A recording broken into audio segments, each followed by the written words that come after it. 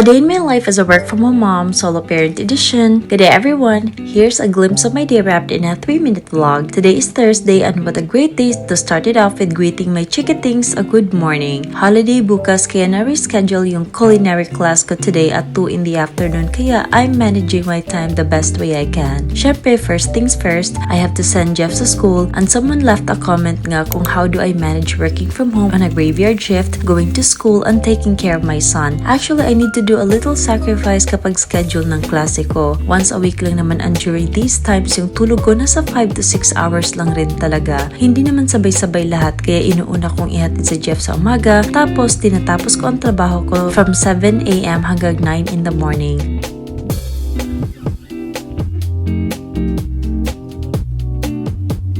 Tapos natutulog na ako agad pagkatapos ng trabaho. I know, maliwanag din yan and I have to change my blinds into black curtains pero a sleep mask will do it for now. From 9:30 a.m. until 12:30 in the afternoon natutulog ako niyan tapos gumigising at nag-aayos na. Bali nagkatulog na rin ako from 3 a.m. until 6 a.m. So mga almost 6 hours na rin siya pero installment nga lang. Pero laban lang dahil ginusto ko man to. Nakakapagod ang araw na may klase at work ako pero sabi nga nila kung ayaw may dahilan.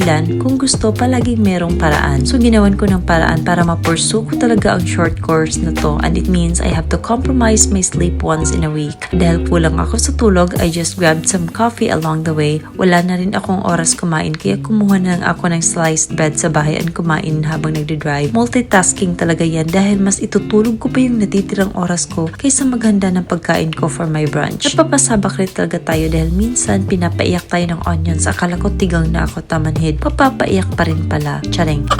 It usually takes around 30 to 40 minute drive going to my school kaya sakto lang talaga ang oras na gumigising ako. Yung 5 hours na class namin more on hands-on talaga siya sa kusina at nakatayo kami most of the time so kailangan ko talagang ilaban ang antok. Our lesson for today ay mga different kinds of soup which is perfect for me kasi ako yung taong mahilig sa soup at ang pinaka-favorite ko na part ay ang titikman na ang mga niluluto naming pagkain. Ang sasarap talaga na I cannot wait to try these at home. Maaga kami nakauwi ngayon at 7 in the evening. My shift starts at 9 in the evening at may dala na akong take-out for the food we had sa class. Yes, dinadala namin yung tira naming pagkain which is an advantage for me para hindi ko na kailangan magluto para kay Jeff pag uwi ko. At kahit isang oras na ang natira bago ako magsimula magtrabaho ay sinusulit ko yun at nagpapahinga ako sa kwarto kasi ikaw ba naman ang tumayo ng 5 oras? I get to energize myself again before my shift starts so that's how I manage my time kapag may culinary class ako on weekdays. So that's my routine but kaya lang naman to. So ayun lang and thank you so much for watching. Bye!